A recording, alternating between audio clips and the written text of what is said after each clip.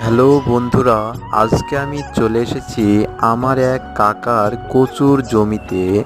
এখানে দেখতে পাচ্ছ অনেকখানি কচু চাষ করা হয়েছে।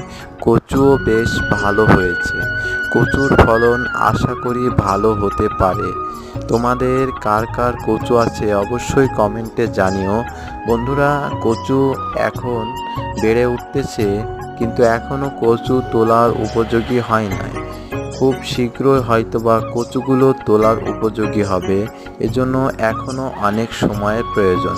কচুগুলো দেখতে পাচ্ছ লাইন আকারে লাগানো হয়েছে এবং কচুর গোড়ায় মাটি দিয়ে দেওয়া হয়েছে, যাতে কচুগুলো খুব বাড়ে এবং কচুগুলোর ফলন ভালো হয়।